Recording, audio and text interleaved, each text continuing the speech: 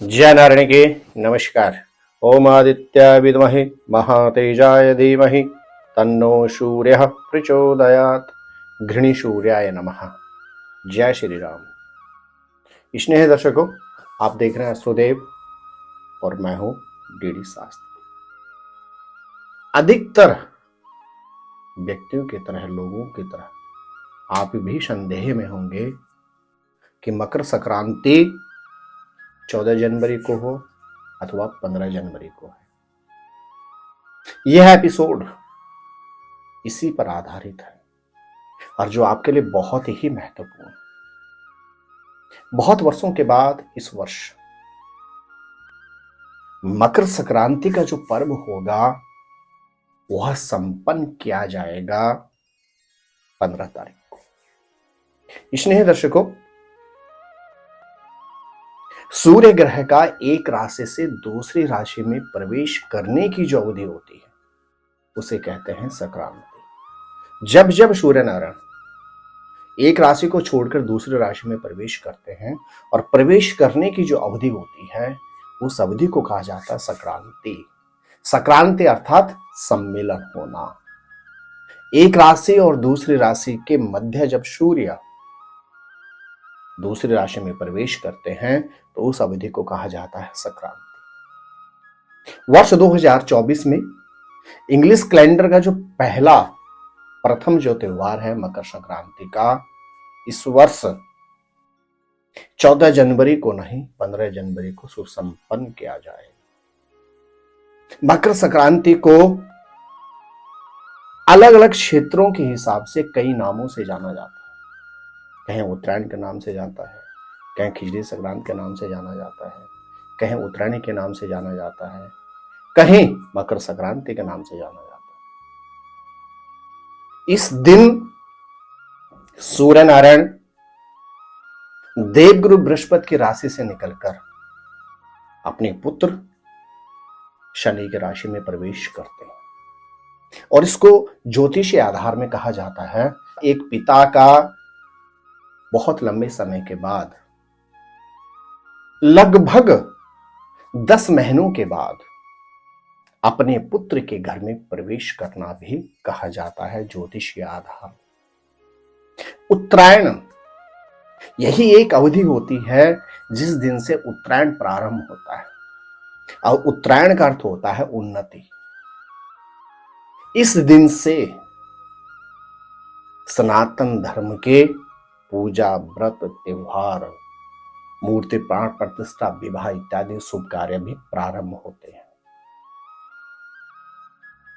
लगभग सूर्य 30वें दिन से और 31वें दिन के मध्य 29, 30, 31 दिन के बाद राशि प्रवेश परिवर्तन करते हैं, एक राशि से दूसरी राशि में प्रवेश करते हैं और प्रत्येक संक्रांति का अपना एक विशेष महत्व होता है। स्नेह दर्शकों, लेकिन मकर संक्रांति सभी संक्रांतियों में सर्वोत्तम कही गई है। यदि हम नारद पुराण की बात करें, भविष्य पुराण की बात करें, जो 12 संक्रांतियां हमारे यहां होती हैं, मकर संक्रांति सर्वोत्तम कही गई है। चाहे व्यक्ति आर्थिक क्षेत्र से परेशान हो, पारिवारिक क्षेत्र से परेशान हो, शारीरिक क्षेत्र में परेशान हो और किसी भी तरह से उन्नति की अभिलाषा अगर रखता हो तो मकर संक्रांति एक ऐसा पर्व है कि व्यक्ति के जीवन में शुभता प्रदान करता ही करता है। स्नेह दर्शकों, मकर संक्रांति पर यह विशेष एपिसोड आप जैसे बहुत से शिष्यों के विशेष आग्रह के बाद ही हम लेकर आए। बहुत से शिष्यों के फोन कॉल मैसेज के द्वारा यह बारंबार पूछा जा रहा था कि गुरुदेव मकर संक्रांति इस बार है कब। आपसे विस्तृत चर्चा करूंगा मकर संक्रांति पे, क्या आपको दान करना चाहिए, क्या आपको उपाय करने चाहिए। उससे पहले एक बहुत महत्वपूर्ण सूचना, यदि आप अपनी पर्सनल प्रोफेशनल किसी भी समस्या से जूझ रहे हैं, अपने घर फैक्ट्री के किसी भी तरह के वास्तु से संबंधित परामर्श चाहते हैं, तो आप नीचे दिए गए नंबरों पर संपर्क करके टेलीफोनिक कॉल के माध्यम से अथवा दिल्ली या नोएडा हमारे ऑफिस में आकर हमसे व्यक्तिगत तौर पर मिलकर भी अपनी शंका का समाधान कर सकते हैं। प्रिय दर्शकों, 14 और 15 तारीख के मध्य रात्रि लगभग 2:46 पर सूर्य नारायण देवगुरु बृहस्पति की राशि से आगे बढ़कर अपने पुत्र शनि की मकर राशि में प्रवेश करेंगे। रात्रि का जो हमारे यहां सिद्धांत शास्त्र में कहा गया है, रात्रि अर्थात अंधेरा, रात्रि को माना जाता है तामसिकता को। रात्रि का मतलब हो जाता है अंधकार। इसीलिए इस वर्ष जो संक्रांति का पुण्य काल रहेगा वह रहेगा 15 तारीख को प्रातः 4:17 से 9:00 लगभग 7 तक। तो सूर्यनारायण प्रवेश करेंगे 14 और 15 तारीख के मध्य रात्रि 2:46 में। लेकिन संक्रांति, मकर संक्रांति का जो तीर्थ स्थान का महत्व है, दान का जो महत्व है और पूजा पाठ धार्मिक कार्यों का जो महत्व है, उसके लिए आपके पास विशेष समय होगा 15 जनवरी को प्रातः 4:17 से 9:07 तक। हमारे देश के अंदर भिन्न भिन्न पंचांग चलते हैं और इसमें 5-7 मिनट हेर फेर आगे पीछे हो सकती है, लेकिन उस दिन का सर्वोत्तम मुहूर्त है 15 जनवरी को सुबह 4 बजे से लेके और सुबह 9 बजे तक। स्पष्ट आप समझ गए होंगे। मकर संक्रांति का पर्व वर्ष 2024 में सुसंपन्न किया जाएगा सोमवार 15 जनवरी को। और संक्रांति के समय पर, मकर संक्रांति के एक ऐसा पर्व होता है कि पहले तो प्रयास करें, तीर्थ स्थल में जाकर स्नान जरूर करना चाहिए। परिस्थिति बस आप नहीं जा सकते हैं तो उस दिन प्रातःकालीन जल में गंगा जल तथा काले तिल और गौमूत्र मिलाकर अवश्य स्नान करें। सूर्य को अर्घ्य अवश्य अर्पण करें। तांबे के लोटे में जल ले लें, सिंदूर उसमें रखें, तदुपरांत थोड़ा सा गुड़ रख लें और एक बूंद उसमें शहद मिलाकर ओम गृहिणी सूर्याय नमः 7 जो सूर्य की रश्मियां हैं, इनको 7 सूर्य नारायण के 7 घोड़े कहा जाता है, या इंग्लिश की अगर हम बात करते हैं 7 रेनबोज की, जो सारे सूर्य के 7 किरणों की हम बात करते हैं। तो इसलिए कहा जाता है सूर्य को हमें जब अर्घ्य देना होता 7 बार सूर्य को अर्घ्य अवश्य दें। स्नेह दर्शकों,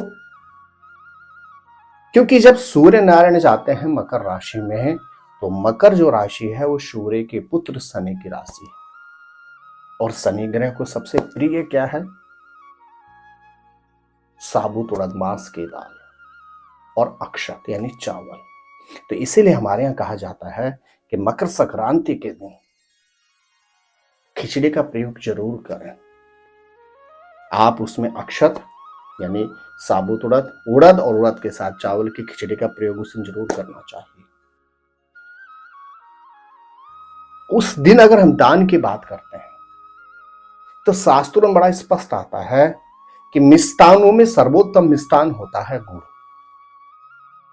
भविष्य पुराण की बात करें, ब्रह्मवर्तिक पुराण की अगर हम बात करते हैं, स्पष्ट आ जाता है गणेश जी को सबसे प्रिय है मिष्टानों में कौन सा मिष्टान? गुड़।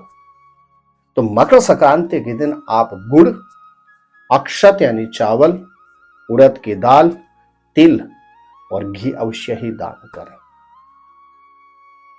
तीर्थ स्नान अवश्य करें उस दिन, सूर्य नारायण को जल अवश्य दे और दान अवश्य करना चाहिए। क्योंकि शास्त्र कहते हैं संक्रांति के समय पे यदि व्यक्ति दान करता है तो उसको अक्षय पुण्य की प्राप्ति होती है।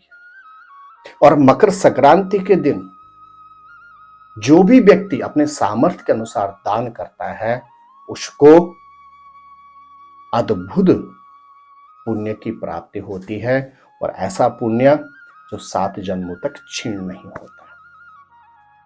जानते हैं कुछ विशेष उपाय जो आपको मकर संक्रांति के दिन अवश्य करने चाहिए। लेकिन यदि आप पहली बार हमारे इस यूट्यूब चैनल पर आए हैं तो आप चैनल को अवश्य ही सब्सक्राइब कर लें और बेल आइकॉन ऑन करके छोड़ दें। हम बहुत रिसर्च विवेचना के बाद आपके लिए कुछ विशेष एपिसोड्स लेकर आते हैं और तभी आपको प्राप्त हो पाएंगे जब आप चैनल को सब्सक्राइब करेंगे, बेल आइकॉन ऑन करके छोड़ेंगे।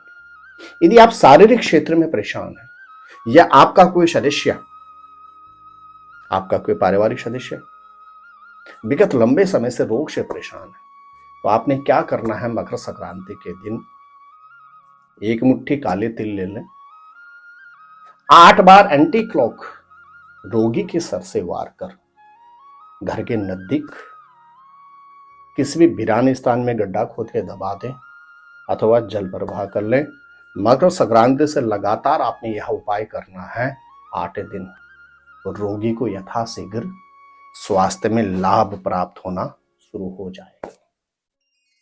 यदि आपके पुत्र अथवा पुत्री या आपके स्वयं के विवाह में अड़चने आ रही हैं तो आपने मकर संक्रांति के दिन क्या करना है, मकर संक्रांति के दिन श्रृंगार का जो सामान होता है वह साथ में गुड़ का कोई मिष्टान, लाल फल और लाल पुष्प मां पार्वती के चरणों में अर्पण कर देना। आप निश्चित मान के चलेगा आपके विवाह से संबंधित जो भी अवरोध है वो समाप्त हो जाए।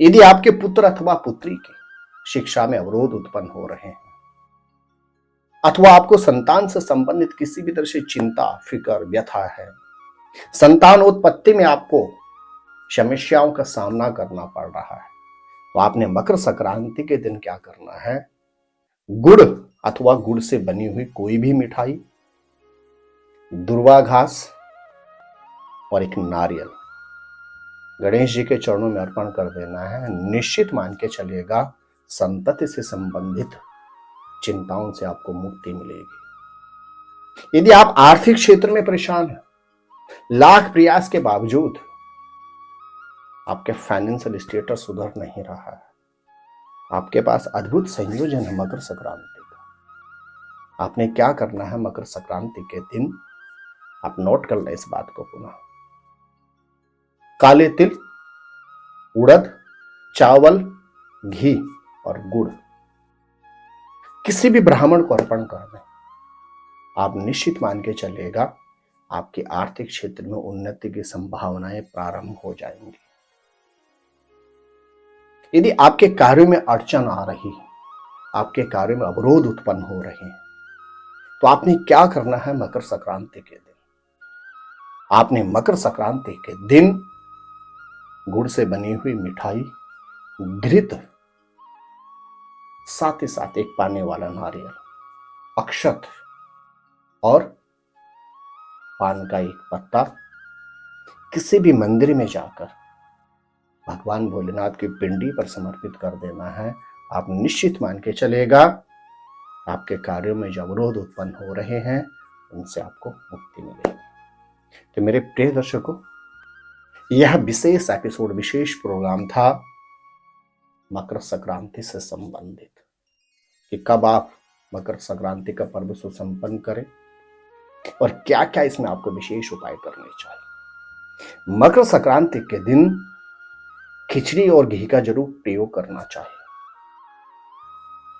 नारद पुराण में स्पष्ट आता है कि यदि व्यक्ति मकर संक्रांति के दिन घी का सेवन करता है तो उसको शारीरिक क्षेत्र में अद्भुत आरोग्यता प्राप्त होती है। तो जय नारायण की। आप स्वस्थ रहें, मस्त रहें, अपना ख्याल रखें। मिलता हूं आपसे अगले एपिसोड में। नमस्कार।